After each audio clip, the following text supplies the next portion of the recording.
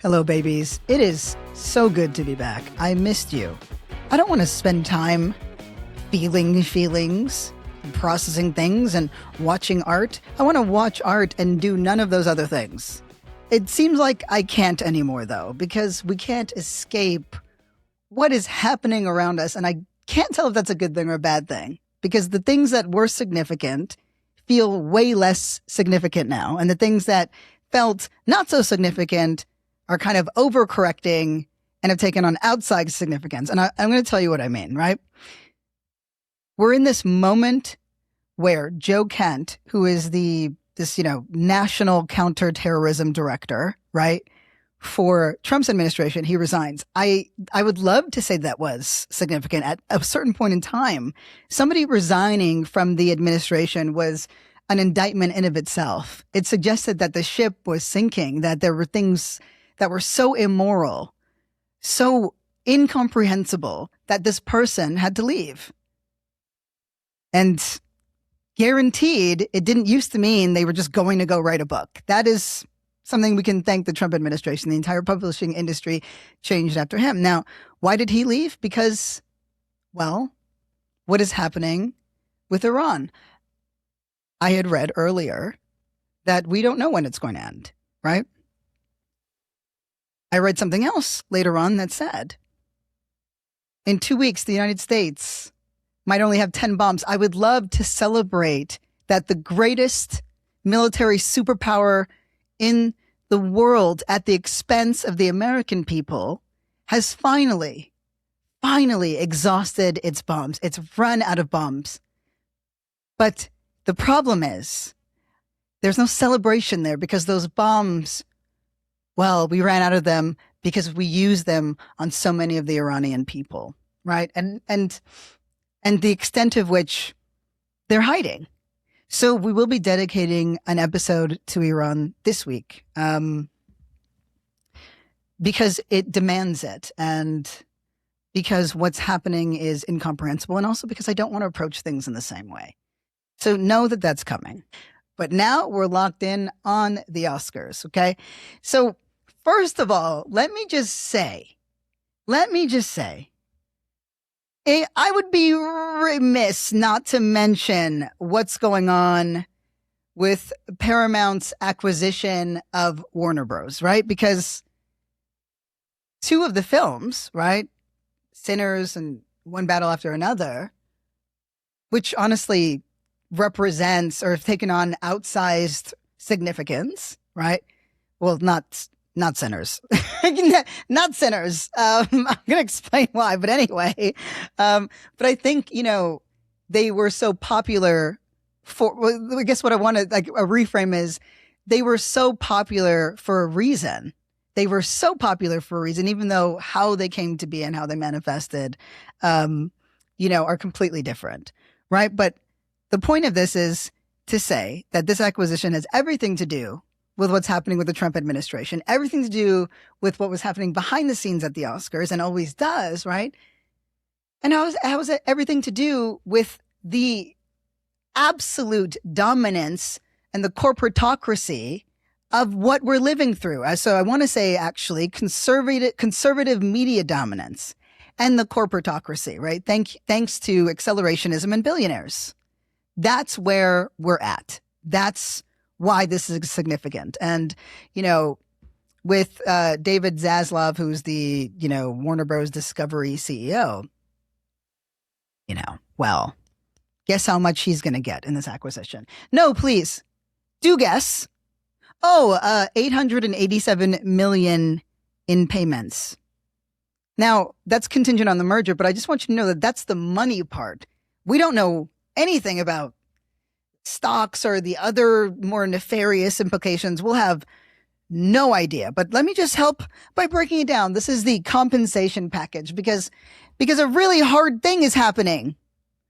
$34.2 million in cash severance, $517.2 million in unvested equity awards, $335.4 million for tax reimbursement.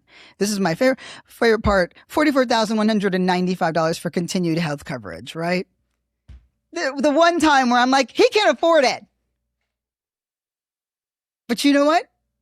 I'm healthcare for all. I really am. Um, that don't mean that I like you. Okay. So let me talk to you about the Oscars. We're gonna hit Conan, we're gonna hit Autumn, we're gonna hit Javier, we're gonna hit all the people.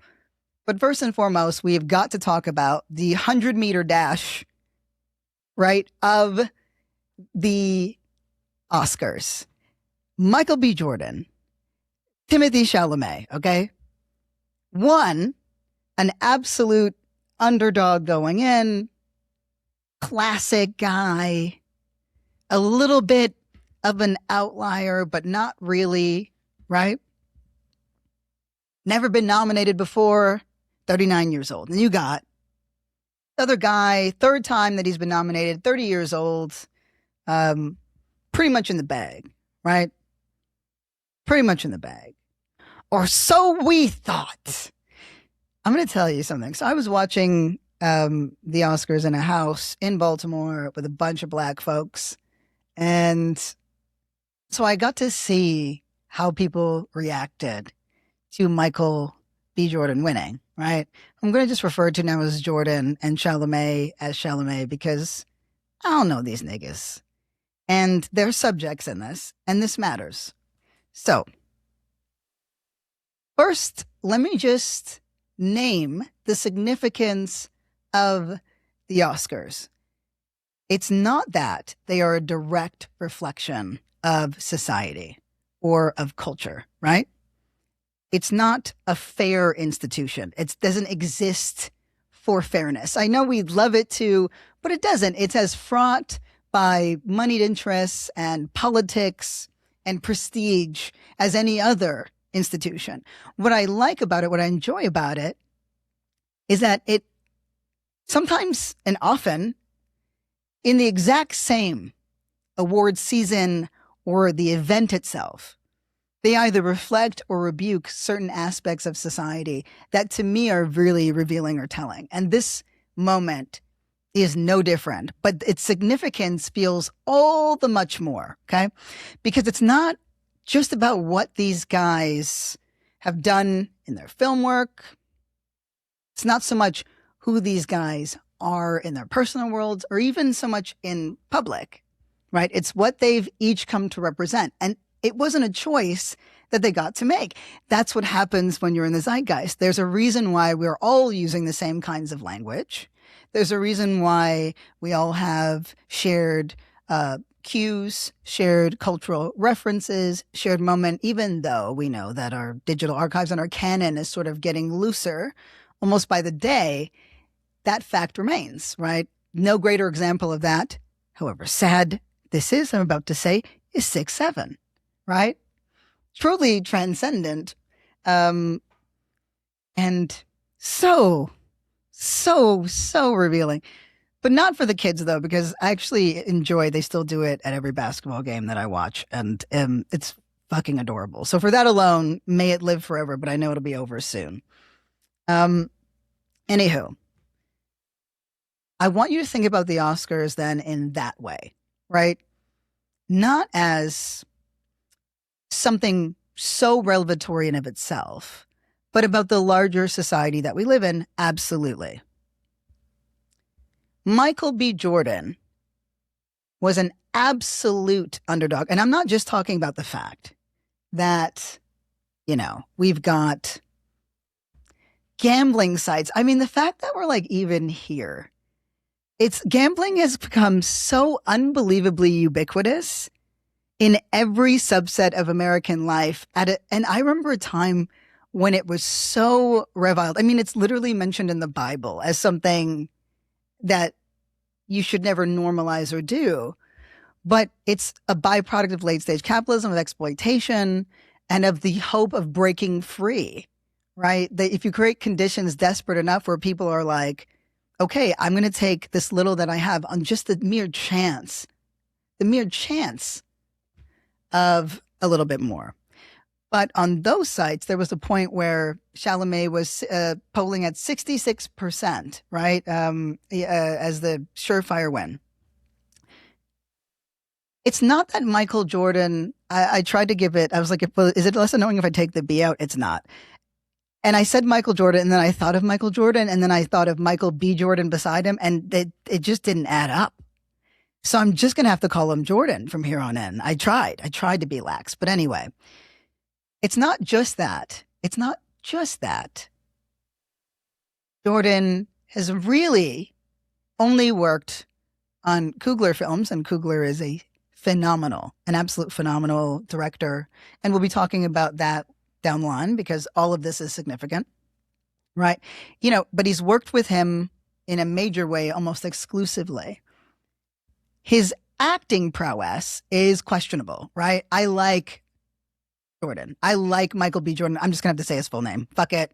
I like Michael B. Jordan. I like his acting style. I don't know that he's an actor that's got a chameleonic kind of flair. I think it's very subtle what he does, but it's not my kind of acting. That being said, I promise you it is the type of acting that many of his peers might recognize. But, if you had asked me, would he get it just based off of skill sets?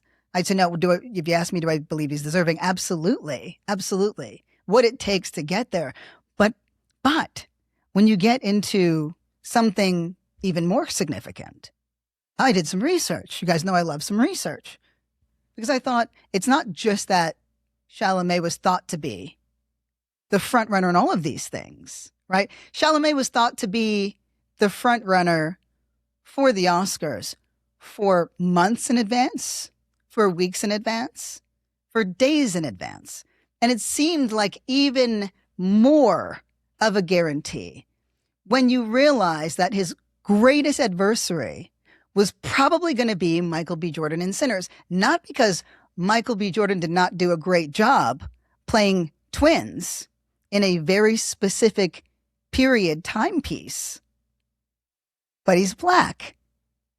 And in the Oscars, you are 2 to 4% of all nominations and wins across all categories. As in, if you are black and in the Oscars, right, you've made up collectively 2 to 4% of the 4 most compelling categories, right? Best supporting and best actor across both genders. You're looking at 4.5% of representation from the times the Oscars began to now. So we're talking about from 1929 to 2026, only 2% of all winners and 2% of all nominees in the Oscars have been black. Let me say this differently. Collectively, the time where black people have not gotten any Oscar nominations or any wins in the Oscars from 1929 to 2026 would be 36 years. That's how long.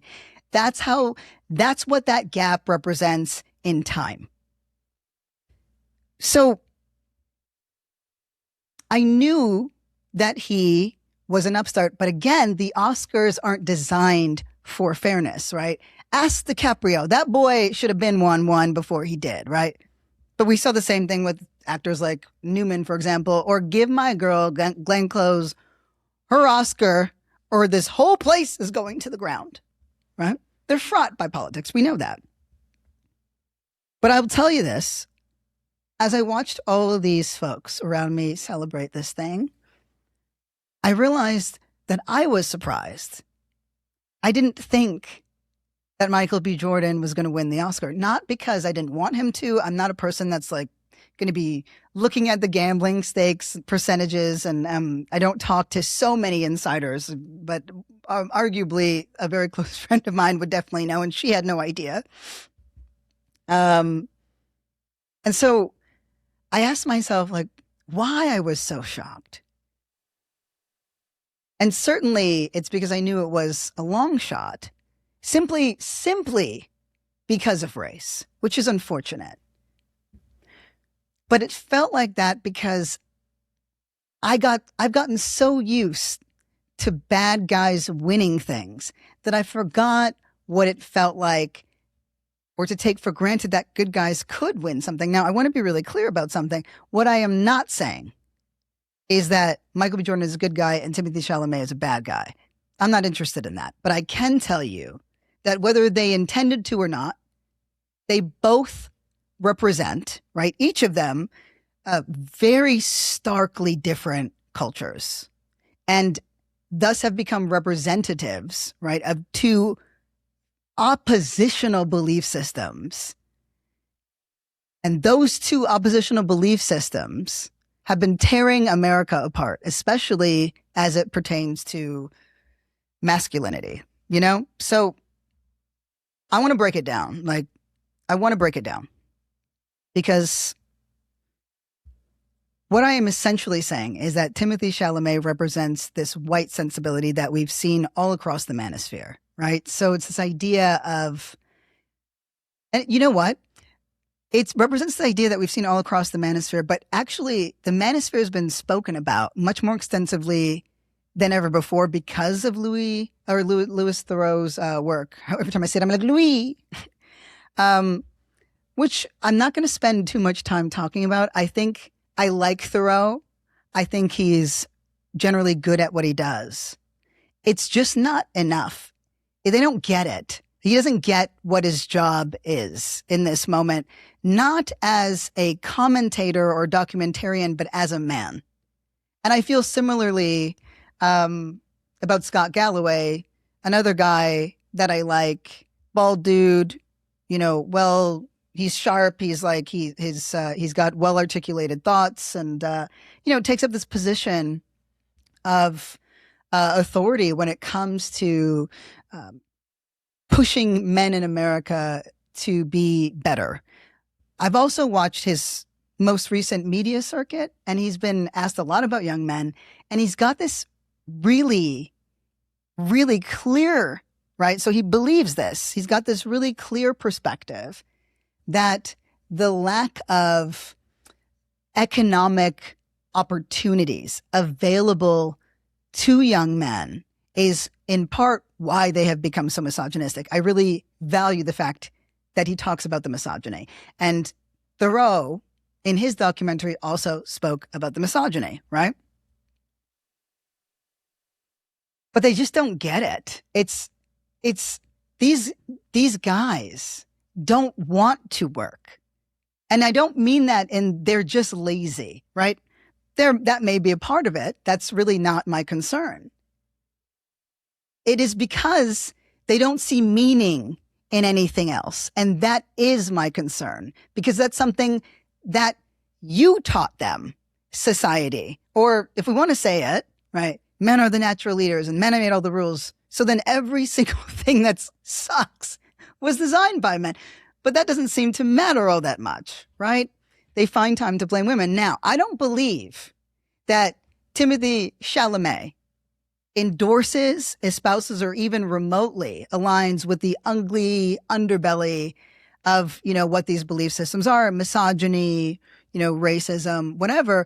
But I do believe that he embodies some of the core tenets of that sort of belief system that the manosphere is just a part of, just one disinformation pipeline. Following entitlement and dismissiveness, you've got branding, which is a huge aspect of it. And again, you can go ahead and watch the Theroux documentary, where he sort of talks about that, but you don't really need it because we know that that's part of it. It's built into it. It's why they do everything they do. It's why they try to get taglines or catchphrases. It's why they roll in crews, right?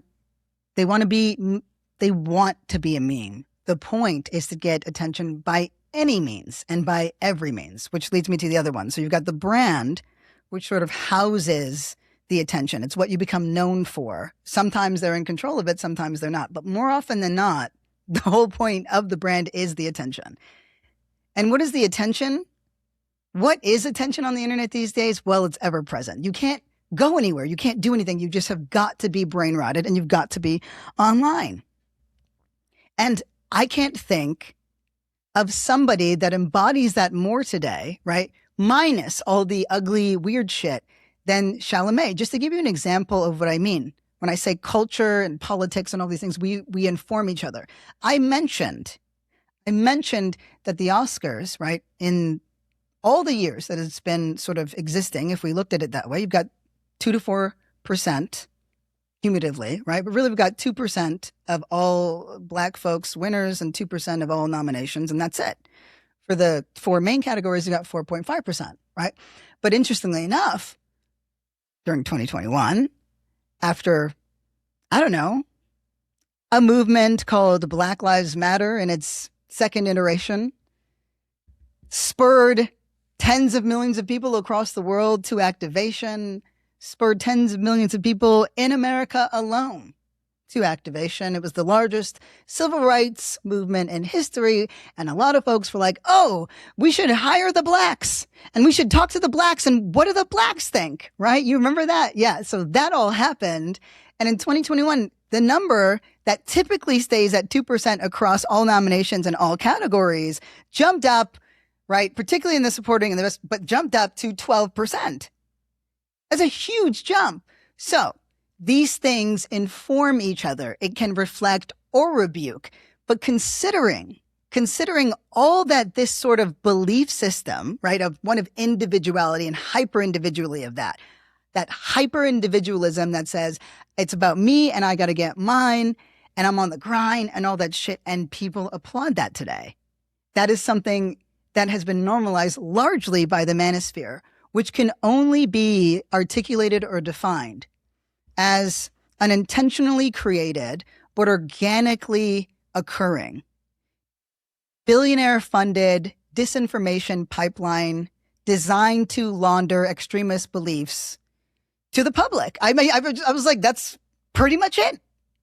That's what it is.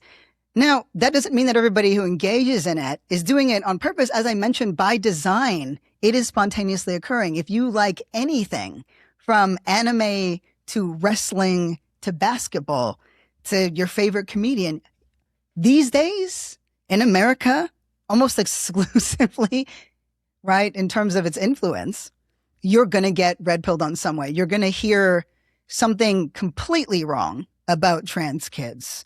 You're going to hear something completely insane about women, because another way to classify the manosphere is where men and boys almost exclusively talk to each other about things that they know nothing about in great detail. That is another way to classify a lot of it. And to be honest, as y'all know, I'm in it. Like, I enjoy being a part of it, but I'm a conscious consumer, as in I'm also studying. I know what dynamics are occurring and I know why, which is why I can say with my full chest that has nothing to do with this idea of, well, they just desire a kind of economic stability and they just need to feel like, and you know, they can be mobily upward and make money and grab themselves a good girl. That is not, I don't think it shows me how dated a lot of, and how honestly, like, safe in their little bubbles a lot of these guys are, which, you know, isn't a fault of theirs. It's just a fact, you know, of the world. But I know how dark and insidious it is. And it's very easy to see how the same tactics play out. It's exactly like with the Johnny Depp case in relation to Amber Heard, a case that she won convincingly in England, was brought here and left to a jury that sided with him. The evidence was abundant. But what I want you to grasp from me bringing up that point was what it normalized, right? The use of bots and influencers to sell a particular story, right? Influencers who largely wanted to find some way to monetize realize that they can get attention and make money, especially if they took the side of the person most popular, right? There are data points that tell us if you said anything about Amber Heard, you lost followers. That is a literal data point. And if you talked about Johnny Depp, right, you went up. in numbers. That is a data point, and it wasn't a small amount depending on what your timing was. It set a whole new precedent, and it's, it sort of aligns with the whole pandemic happening, where a lot of streamers and streaming itself was normalized, right? And with that came this need for attention, a constant, relentless play, a gamble on whether or not you could be one of the guys that you now look up to, that leveraged attention around fart jokes and disrupting people's dinner to now shaping our political institutions. I want to fucking kill myself. Sorry, it was just the sentence. It was following that sentence because there is nothing more true. We have literally discussed this so many times on this. So anywho, if you think about it then, right? And I'm going to prove each and every one of these points. So in the branding, part of this, and then the attention part of this, I'm just going to name some of the things that Chala-meh, has sort of leveraged and practices that stem from this, because it's not out of nowhere that one can just make the claim, well, he's sort of become symbolic of this particular belief system, which by default makes Michael B. Jordan part of the other, but he doesn't stand there alone. Nor is he a perfect model of it, nor is he required to, in the same way that Chala-meh is not required to be a bad guy or to have bad thoughts about things like women. I don't think either of those things are true. I can't prove them on any level. I'm not interested in things I can't prove or et cetera. But what I do know is that the tactics are the same. One of the best ways to secure attention online is to be ever present. You've got to stay online. And we've seen, oh my God, have we seen the insidious implications of that? Because we're all, largely because of the pandemic, but where we went because of the pandemic. It's, people say, it's because of the pandemic and we stopped going out, but it's not that. Again, a lot of times I realize, well, folks will just name, the conditions as the problem. And to me, it's not the condition, it's that set the problem, it's what we did and what we became under the condition. And so where did we go? We couldn't go outside, so we went online. It is not the pandemic that made us worse, less attentive, less able to articulate ourselves, more antisocial, right? It was the internet and our interactions there and the information that we absorbed there and what we learned about the world there and who started to take charge, right? So because when we were left on our own, if you think about it for a moment, there was a moment before the pandemic really set in those first few weeks when we thought it was going to be super temporary, where it kind of felt like for the first time in a long time, we were all going through the same thing. Remember? Right? There was something equalizing about it. And we knew that, if you were very, very well off or whatever, not literally, but in a way, because we all felt the same thing. We all felt the same kinds of shock and the same kinds of uncertainty, right?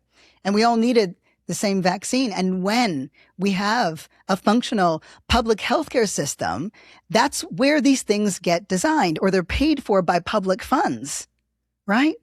So they get disseminated publicly in such a way where even if some, 300 millionaire ended up getting something privately done, it wouldn't have major implications on the rest of society. When we turned to each other, we felt good.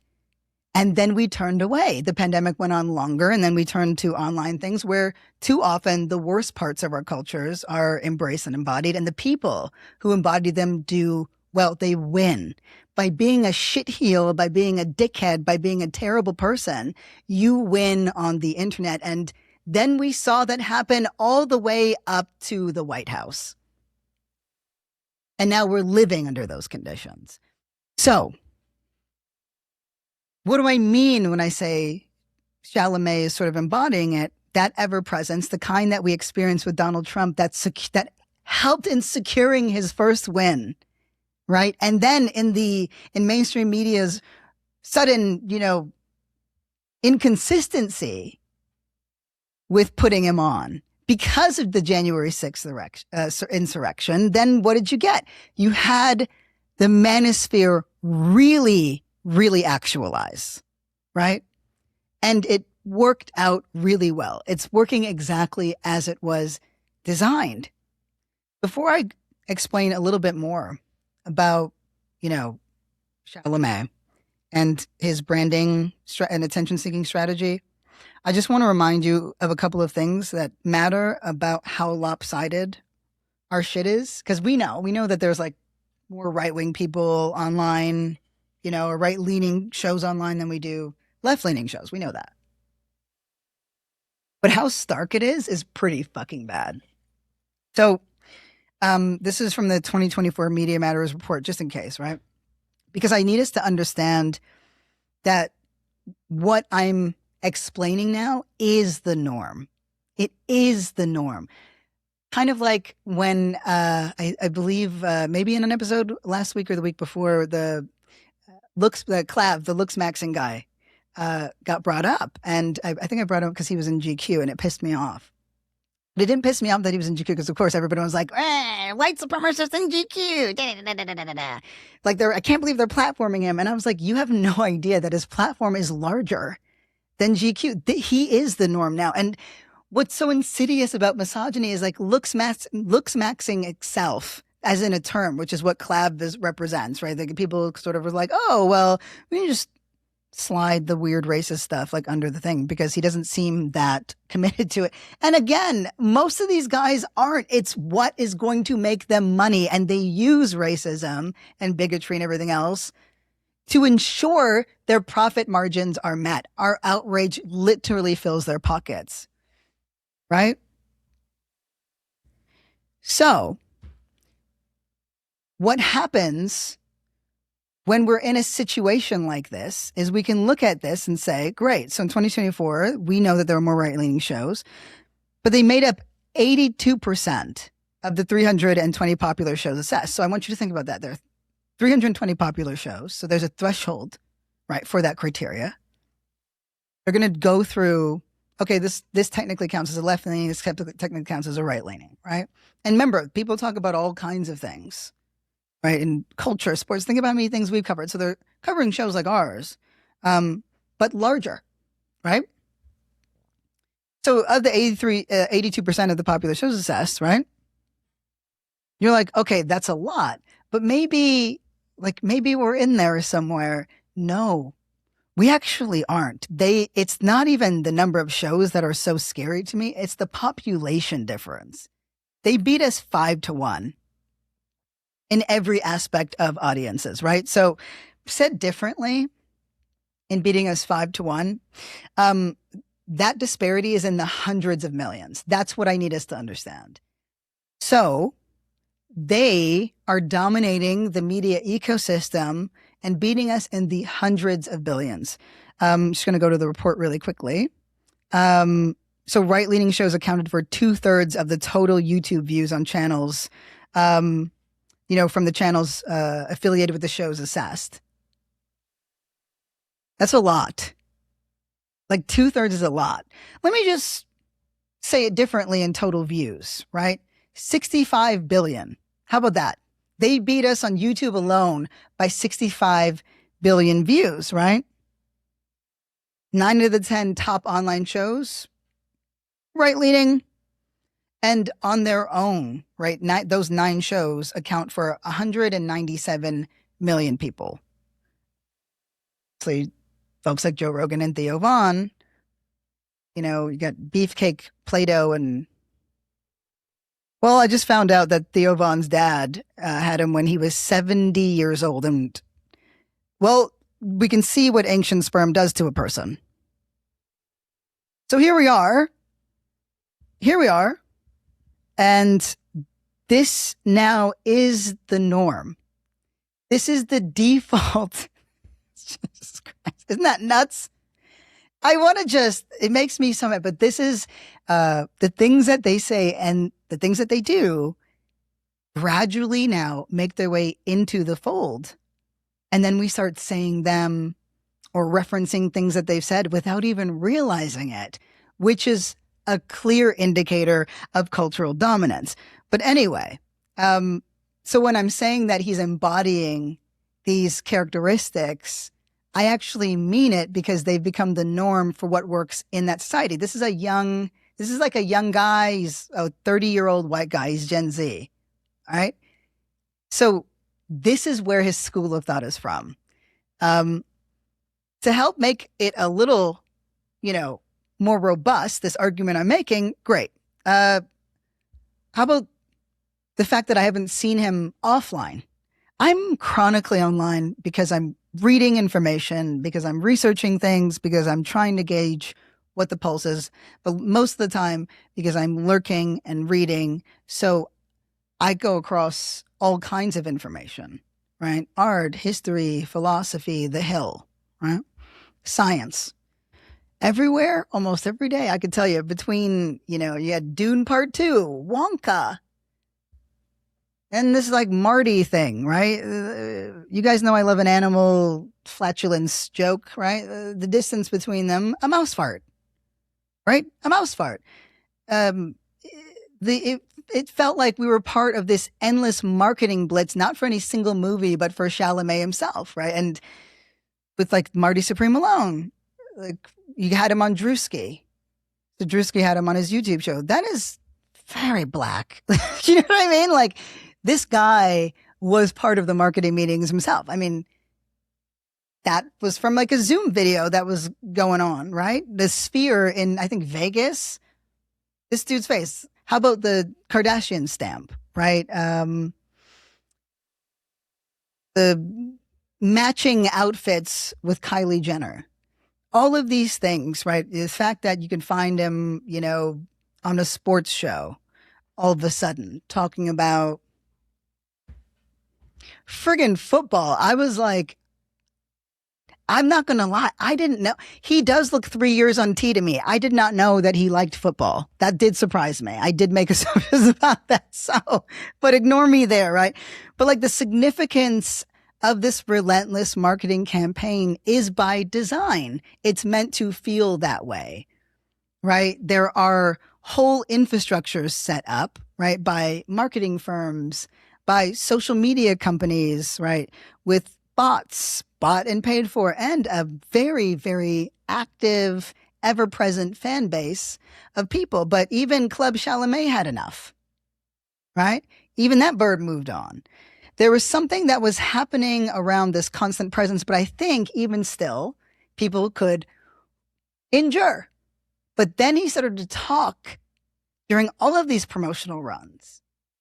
And suddenly people were able to build a little bit of a picture of the guy behind, because gone was that anemic, like artsy, Twinkie kind of guy, this Victorian prince.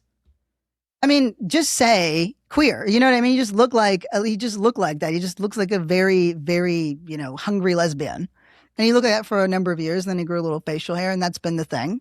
And I know because they made sure that we knew every step of the way. So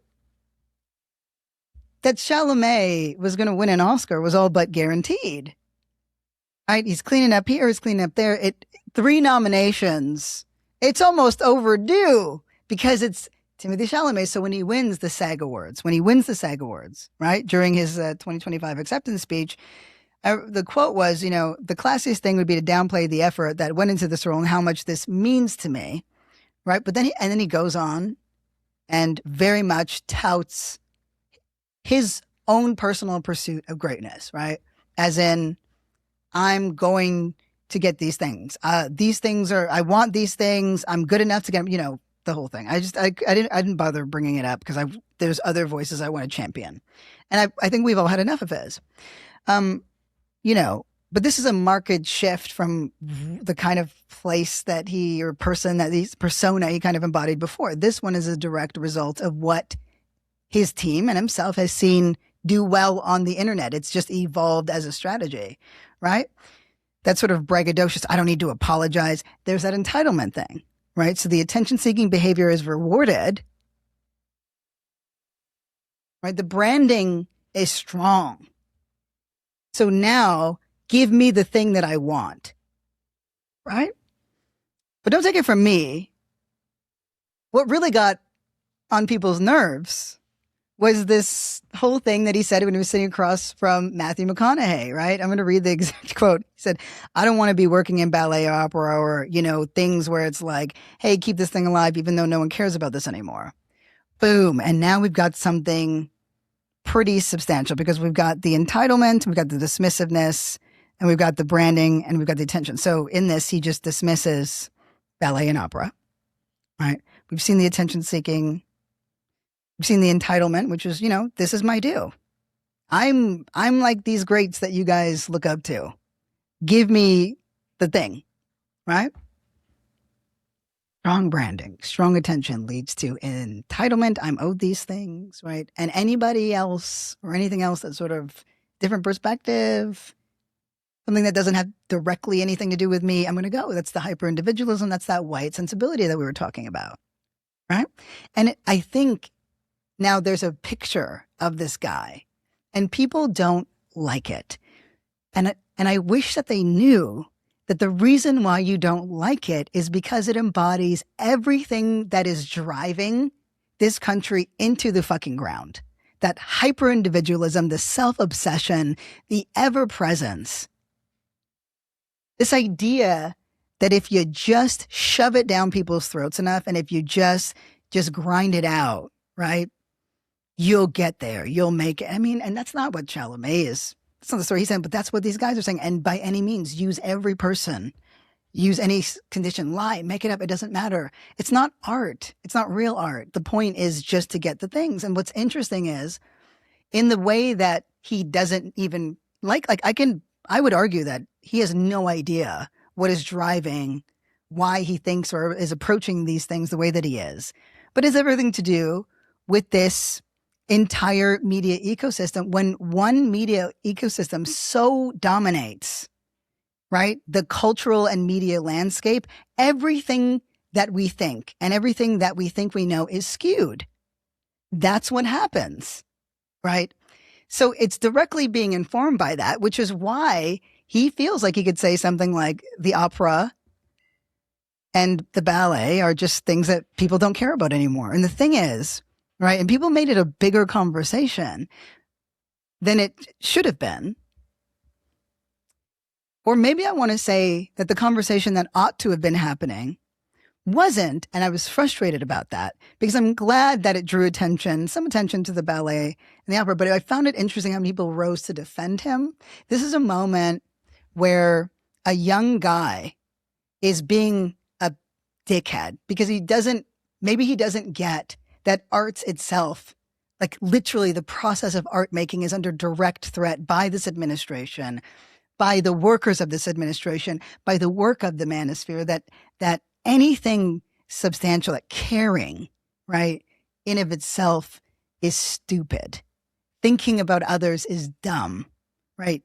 It is about me and getting mine, and that is what he represents. And when he talks about, when he gets an opportunity to speak, a lot of it embodies that.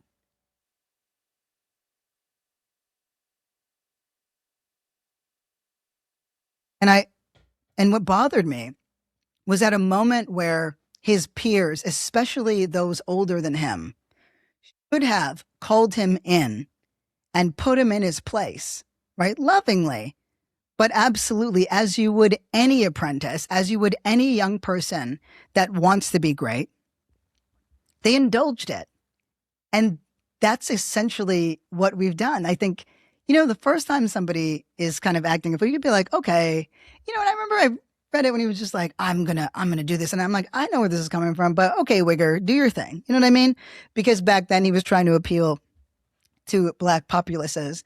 And he's good at that. He knows how to sort of work those angles because he's an internet kid from the internet generation. That's what we have to understand always about how he thinks about things, why he's even with the Jenners. Well, he's with the girl anyway, but why he's even with the Kardashians. All of these decisions are largely curated for the purpose of attention to, fulfill these particular dreams and desires that he has.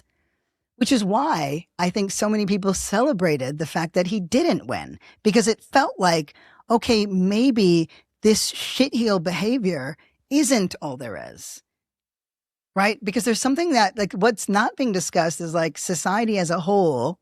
It keeps making the problem of men women's fault, right? Even though men don't like women, they don't talk to women. They say they don't want to talk to women.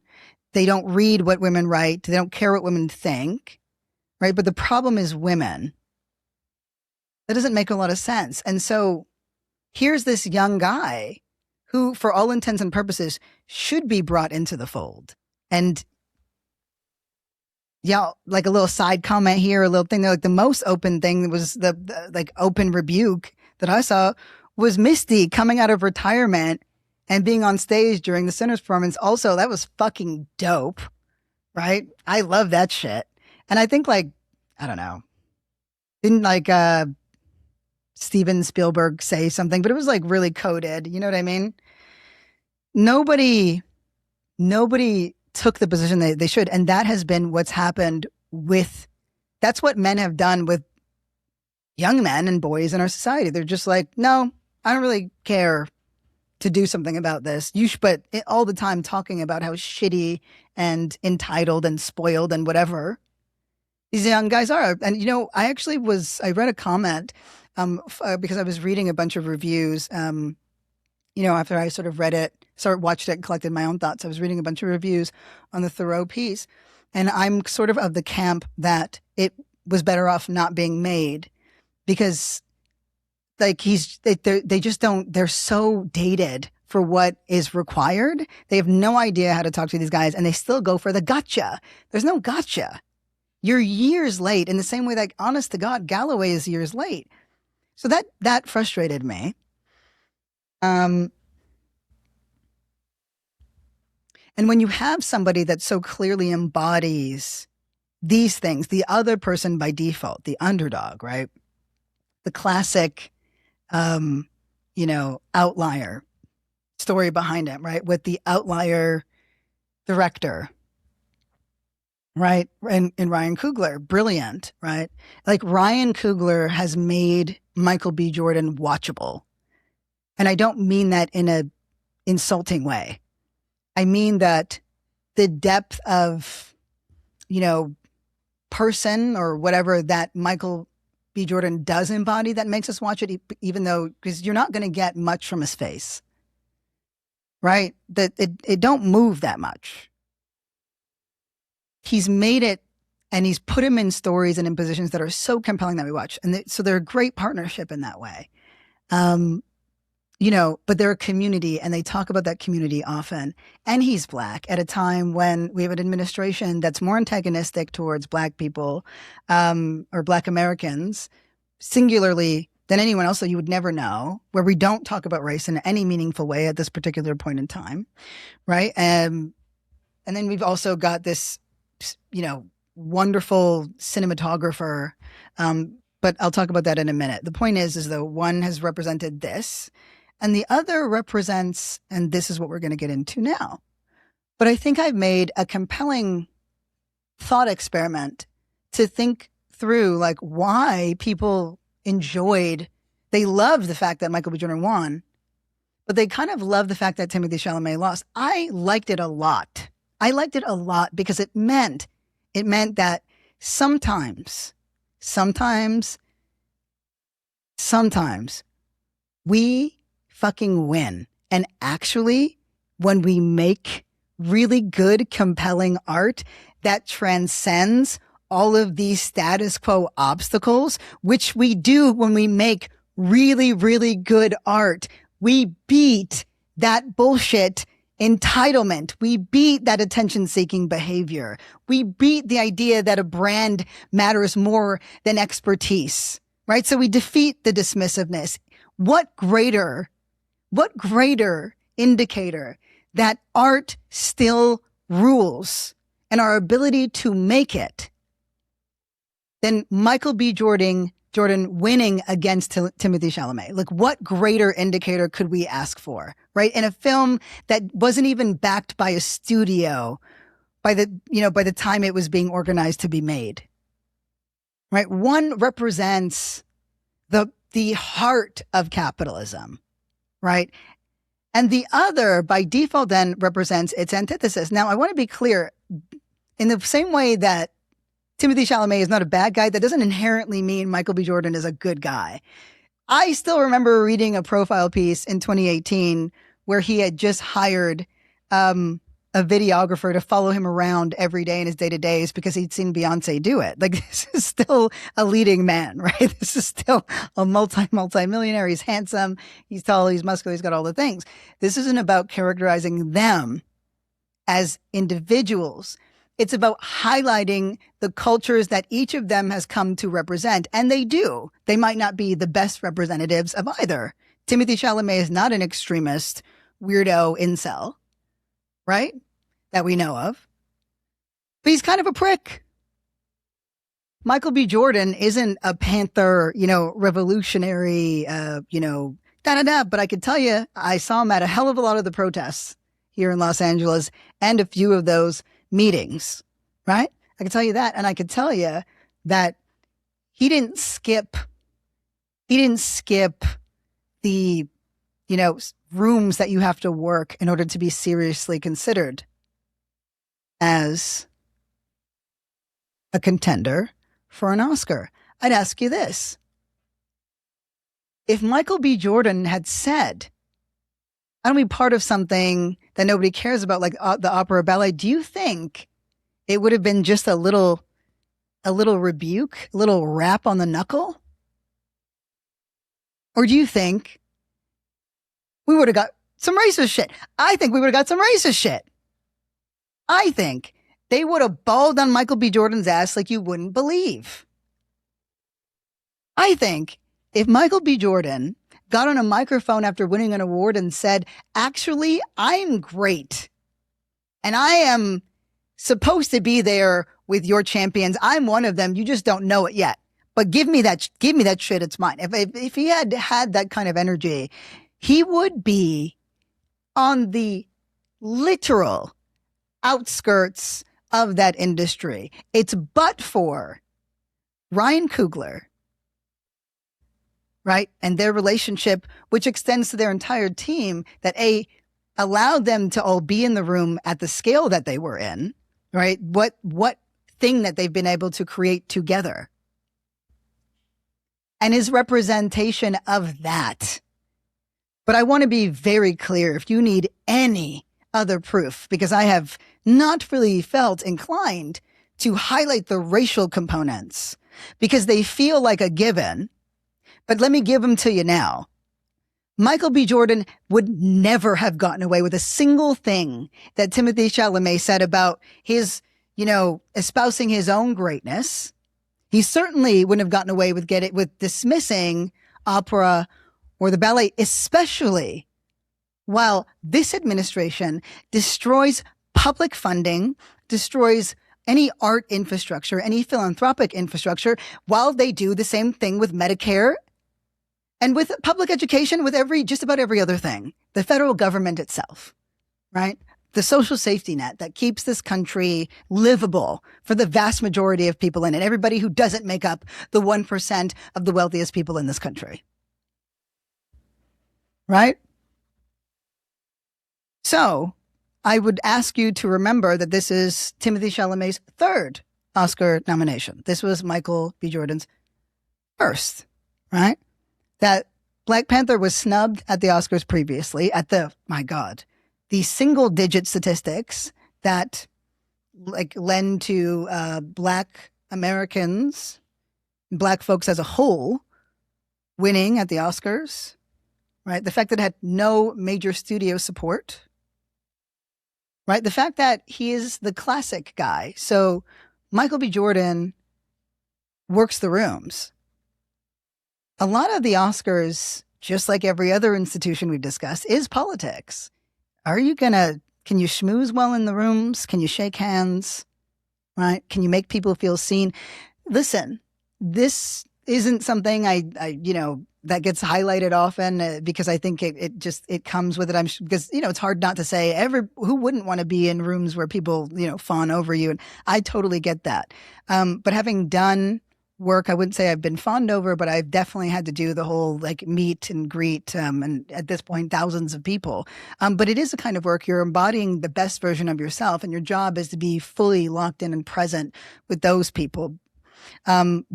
Especially when you want their buy-in, and if they have come all that way, you want to respect the journey that they've made. I think, it would be easy for Michael B. Jordan to dismiss those things. But I think because of his upbringing, because they understand that it's community-based, and because, as a Black person, but also as someone who loves the craft, you don't just skip the steps you don't like. They're essential to the craft. It's what gratitude looks like. You're meeting people, right? I mentioned the governance model, but there's so many other aspects of it, but you're meeting people who help fund and keep the craft and the work that you love alive. It's all part of it. Just like everything else, it requires people whose names you'll never know and will never fully understand, because it is the brain trust of all of that. And sometimes that lends to archaic traditionalism, right? And you've seen how, at least when Black people are in favor, the Oscars will try to change that. They've opened up things to the popular vote, and which has been thus far, at least we could say, more effective than our actual popular vote in America. And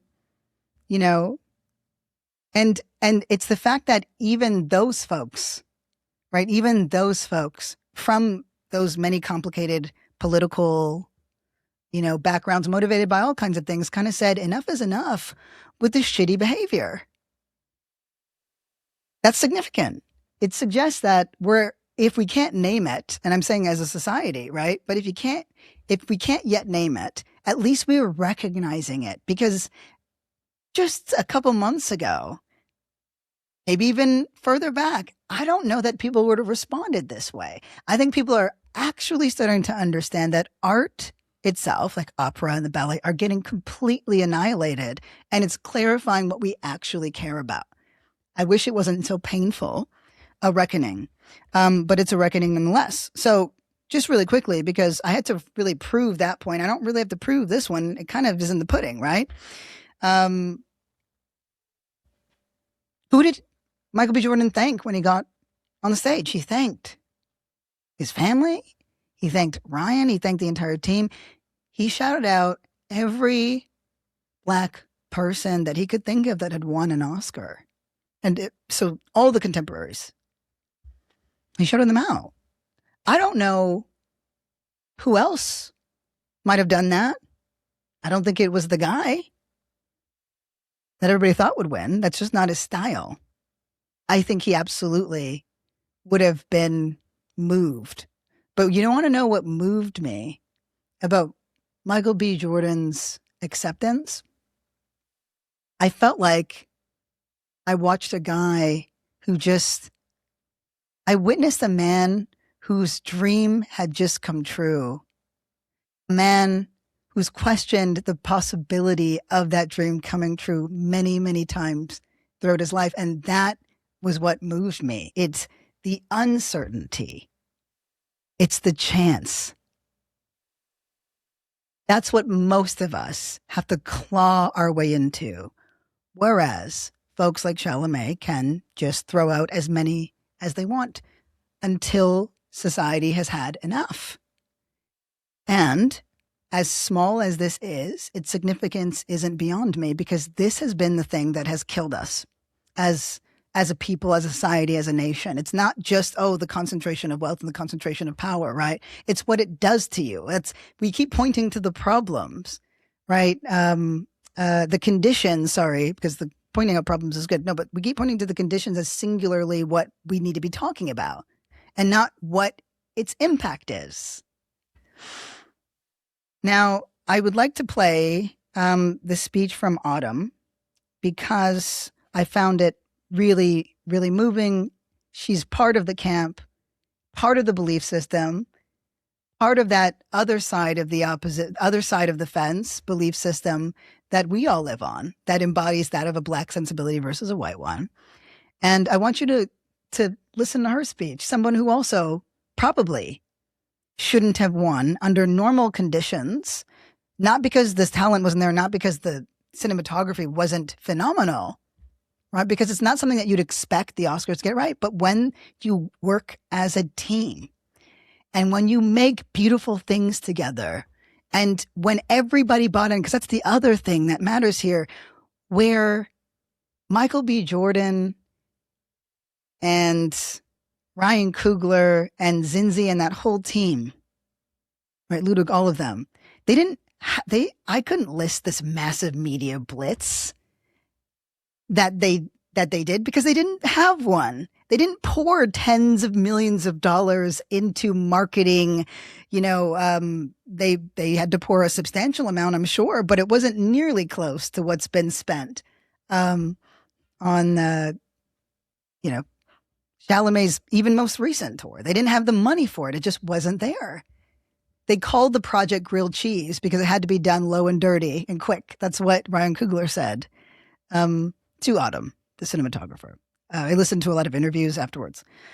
But also that we wanted the movie to win. We bought tickets. We bought tickets many times. We watched it many times. We bought tickets for friends. People bought out movie theaters. The entire process was communal. And that's how I know that we won. But if you need more proof, let's play that Autumn clip because it absolutely is every single thing that matters and everything we've been talking about.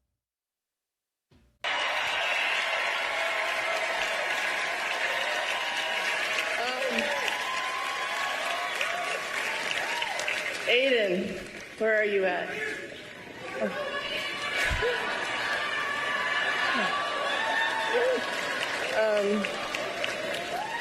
Whenever I say thank you to Ryan, he replies and says, no, thank you. Thank you for believing in me, and thank you for trusting me. And that's the kind of guy that I get to make films with. It's a very, very honorable person, and he means it. And he really, truly means it. And I feel like I had to meet him, like this little girl that their mother, who's over there, told them that they could do anything, had to meet Ryan. That girl also had to look up Ellen Cross's name, who's also in this room today. And that girl also had to meet Rachel Morrison. I'm so honored to be here, and I really want all the women in the room to stand up, because I feel like I don't get here without you guys.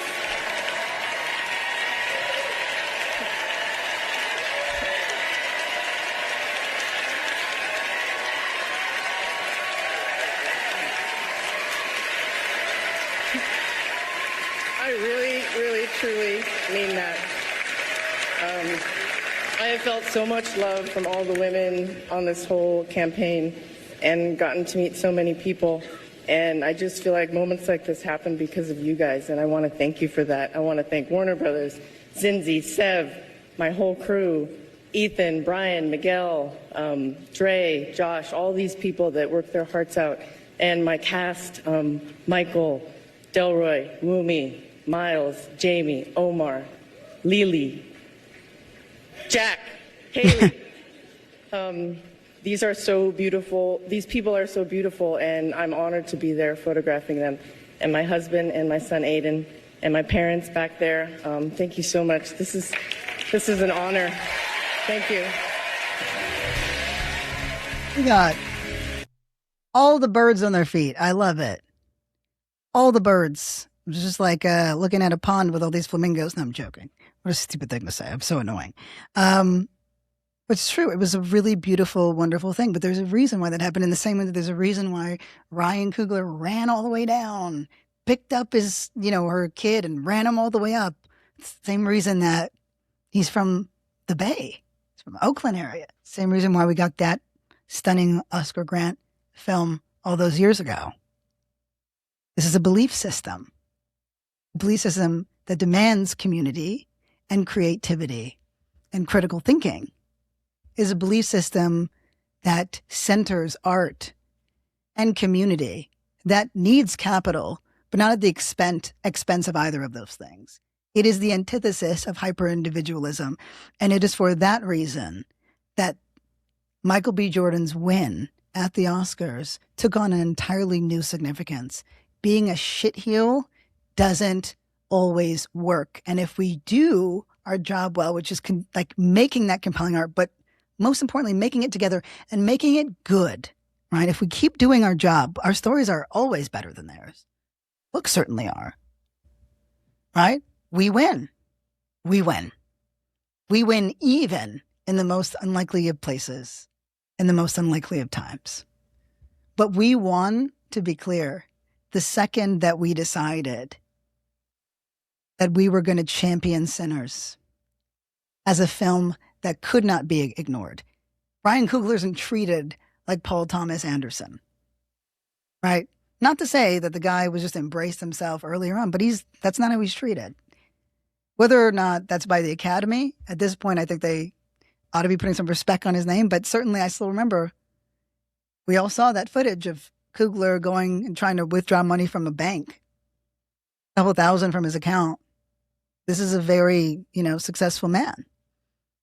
And they called the police on him. You know what I mean? He's trying to withdraw money from his own account and they call the police on him. That is the reality. Now, I mentioned Conan, but the truth is, what I just appreciated about him was that he left space. See, I put some, because my lips was ashy, y'all. But he made space, I think, more space than any other host I've seen in many years for the global foreign film. And I think this is a time where we ought to be centering that. That's the next phase. Because it's going to follow that the devastation and geopolitical instability that we have created here is going to lend to unbelievable and essential storytelling because we are documentarians.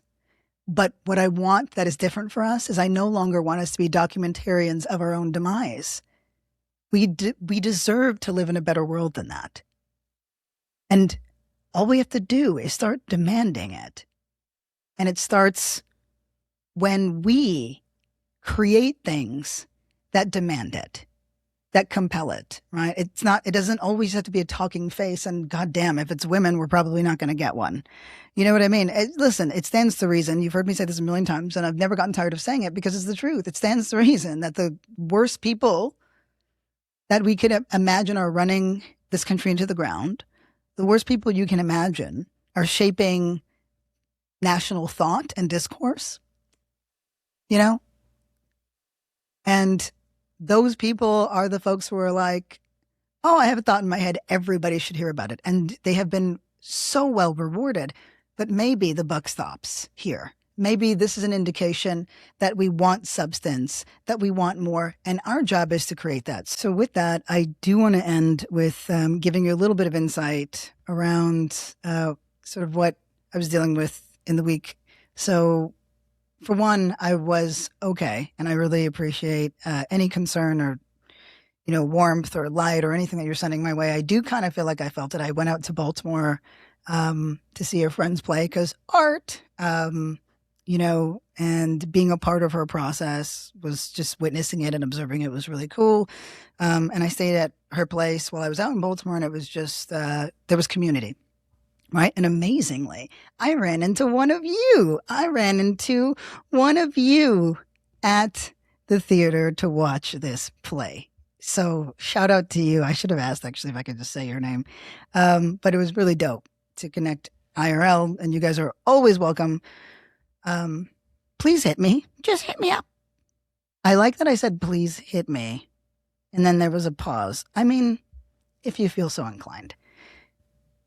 Let me get back to the stuff I'm talking around. So I had something was really coming up in relation to my mom and her passing, and I couldn't figure out what it was, but it didn't care how I felt. It was very insistent, and I don't really do much around my emotions because I think emotions aren't trustworthy.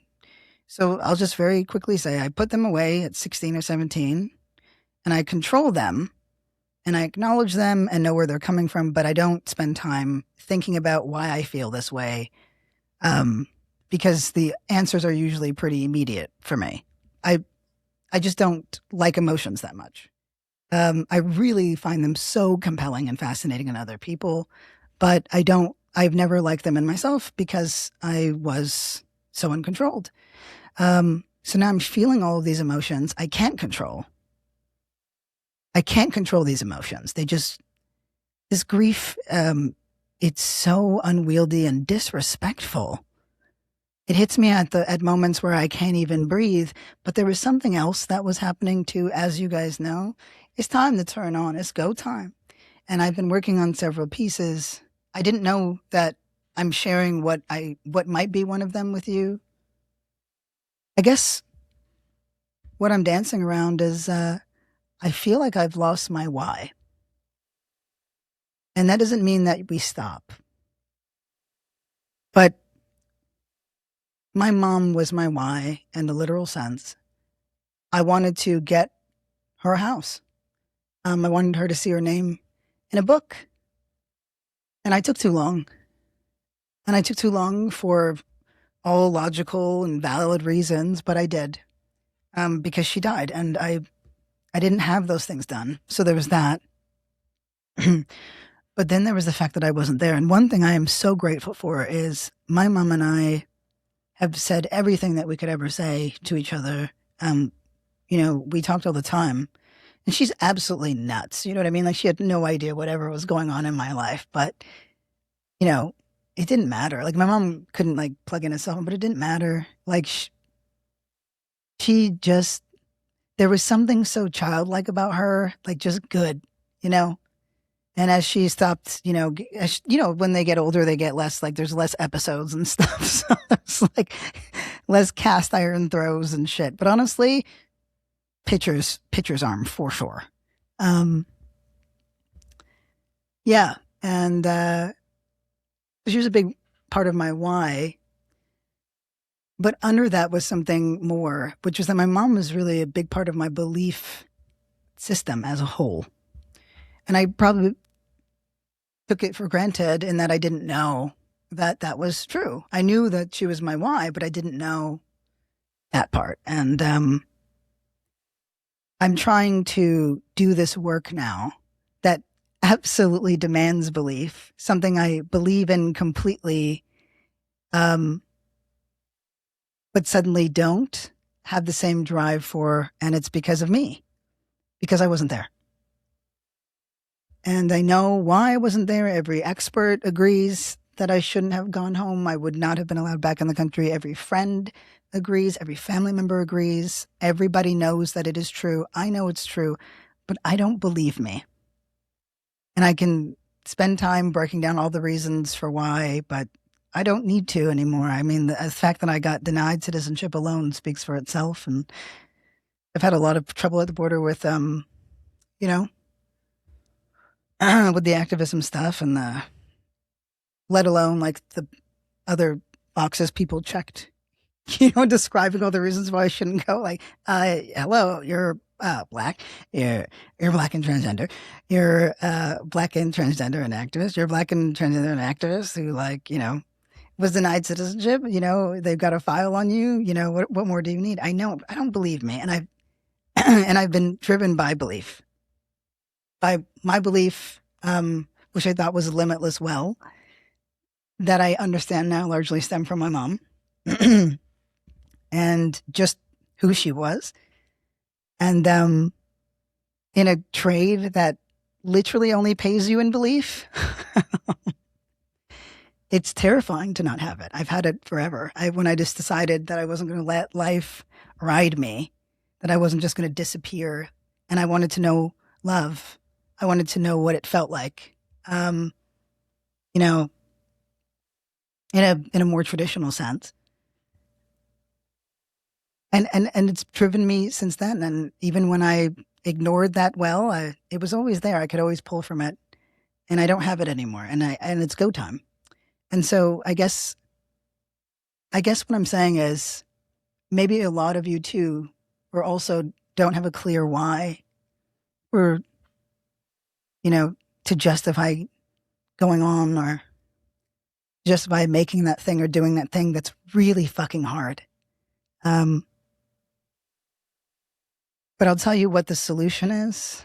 There's a ton of them, but this is one of them, and it's been helping me. Is like, I stayed here. I stayed here. I wasn't with her to be here. And so I have to be here. I'm going to be here because I owe that. And I owe everyone who helped me on the way here, but also that there is one gamble that's always worth it. Always. Happiness might be on the other side of it. It's guaranteed not if you don't pursue the thing that's inside of you, that's moving you or that has moved you in the past. Trust those other versions of yourself, because right now, all I've got is trusting the version of me that put these things in motion, trusting you more than me, because I don't trust myself very much anymore. Because I didn't, for the first time in my life, I felt something to be completely true inside of myself, that I should be there, and I didn't go. I wasn't there. And I'm still trying to reconcile with that. But all to say, it is okay to move forward without a clear why, because I believe that in moving, like, though, they say the only way forward is through. So I'll just leave it at that. I'm so grateful for this space, and I'm going to work my damnedest to make sure that we can be impactful. And interestingly enough, I think I'll probably end up being more successful not being this wellsprung of belief simply because I now need to prove it. Because what greater testament to belief, to my belief in you, to my belief in myself and my mom, and continuing on the path that I struck for her. What greater testament to belief than to continue on when you don't have any? And so I'll lean on my community, and I'll lean on my friends, and I'll lean on art. And I'm going to throw myself headlong into it, because this stuff has got to go somewhere. And what a great investment to make in the possibility of us. I love you all very much, and I'm very much looking forward to the rest of the episodes of Dark Woke for this week and here on in. So, love you. Can't wait.